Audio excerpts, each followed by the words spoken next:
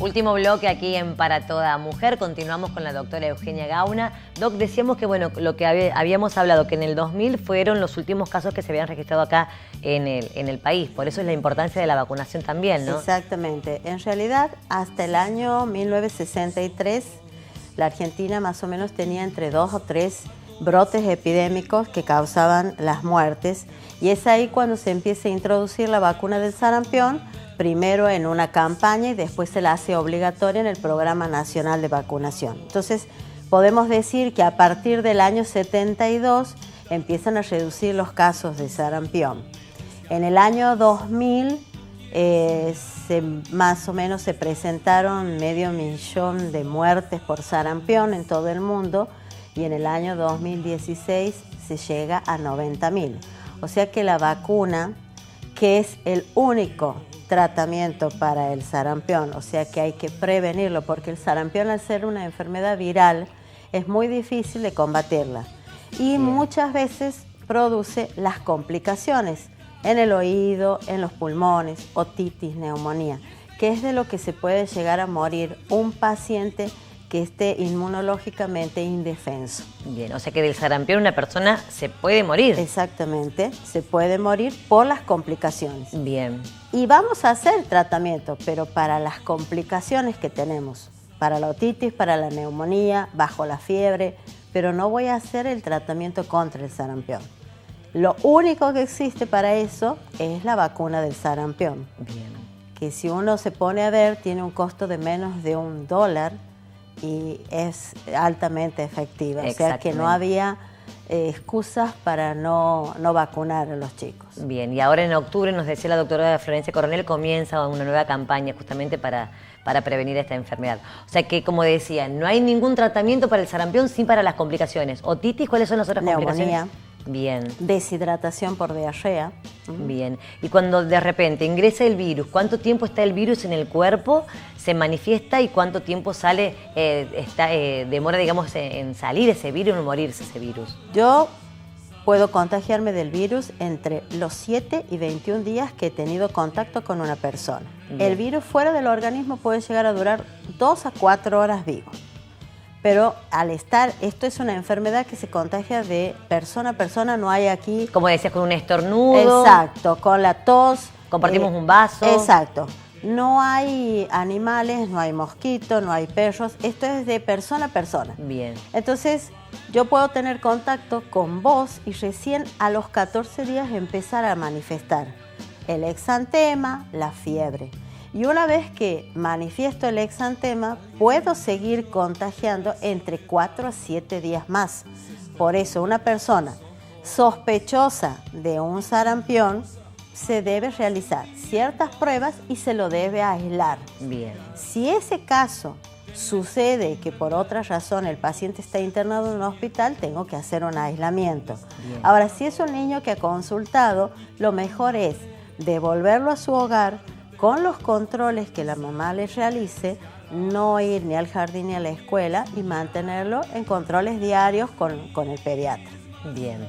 Tiene que estar en cama, el tema de la alimentación. La alimentación, lo importante aquí es una buena hidratación, controlar la temperatura y ante cualquier caso que la madre vea que sale de lo normal, del desarrollo normal de un niño, comunicarse con su pediatra. Bien. ¿El sarampión únicamente se da en los niños? En los adultos también. En los adultos también. ¿Y cómo se manifiesta? También, de la misma manera. El primer caso que tenemos en el año 2000 es de un joven que asiste al Mundial de Fútbol en Sudáfrica y cuando regresa contrae el virus y lo trae. Eso se llama caso importado. Estuvo en un área donde no hay la prevención, donde el virus circula y lo trae. Hace 1 año o 2 años atrás, un joven va a visitar también fuera del país, una región donde circulaba el virus, vuelve, hace una reunión con sus amigos de trabajo y luego una reunión con sus familiares. Y de ahí surgen 2 casos más. Esos casos se llaman relacionados con lo importado, porque han estado en contacto con una persona que ha traído el virus. Bien. Y también podemos tener casos como los que circulan ahora, que han sido de los 2 niños de 5 meses y 10 meses, sí, que se han detectado en Buenos Aires que no se puede encontrar aún la fuente. Cuando uno sospecha del virus del sarampión, automáticamente se debe hacer una muestra de sangre y de orina. Y si se puede, tomar una muestra del moco nasal para mandarlo.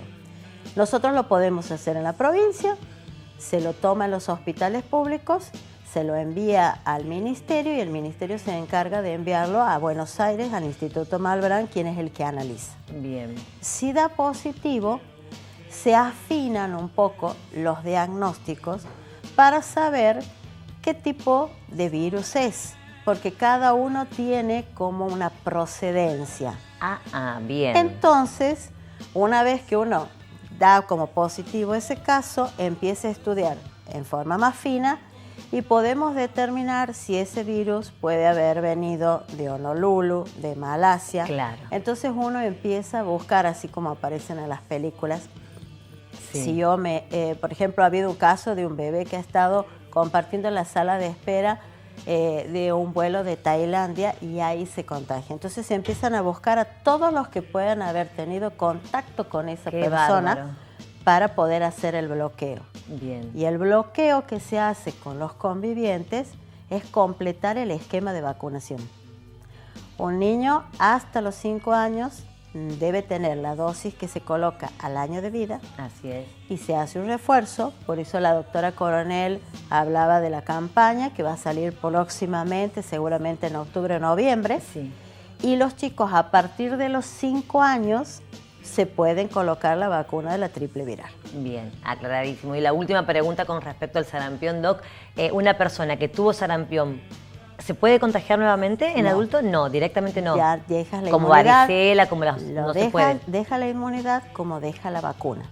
Bien. Y es realmente ilógico preferir estar enfermo, porque quizás no pasa nada, pero quizás me hace una complicación, y de eso depende mi vida, cuando tengo algo que me puede prevenir y me va a dar la misma eficacia que si hubiera tenido la infección. Totalmente, bien. ¿Seguimos hablando en un ratito? Sí. Seguimos con la doctora Eugenia Gauna en un ratito nada más. Es momento de presentar la segunda parte de nuestra querida odontóloga Doris Jordá, en donde continúa hablando sobre la tuberculosis y todo lo que, las consecuencias en la cavidad bucal. Hoy hay una coexistencia, una coinfección con el síndrome de HIV, es decir, con el SIDA. Es decir, el paciente que tiene HIV tiene bajas sus defensas y puede también tener conjuntamente al HIV la tuberculosis. Esto es lo que hace que esta enfermedad sea tratada y sea controlada para evitar nuevas infecciones.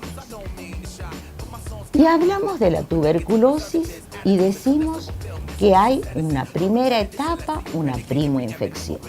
En el caso de los síntomas y signos de que esta infección sea pulmonar, sea la forma pulmonar, vamos a hablar que al comienzo hay un catarro de aproximadamente 15 días o más, el paciente pérdida de peso, pérdida de apetito, sudoración nocturna.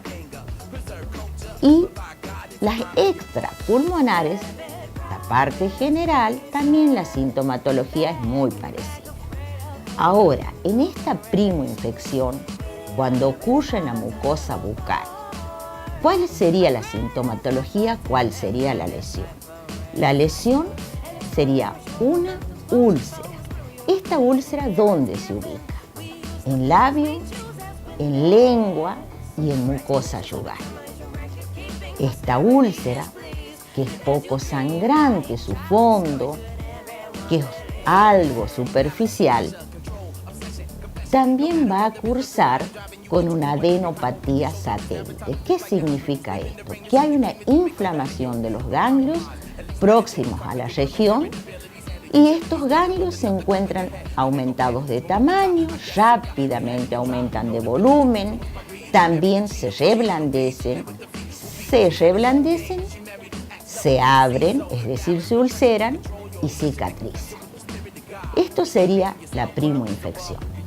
Nosotros en esta úlcera, que es la lesión elemental que se manifiesta en la mucosa bucal, tenemos que hacer el diagnóstico diferencial. Y el diagnóstico diferencial lo hacemos con una úlcera carcinomatosa, es decir, con una úlcera de un cáncer propio de la mucosa bucal, también con úlceras que dan otras infecciones como son la blastomicosis, como también es la histoplasmosis.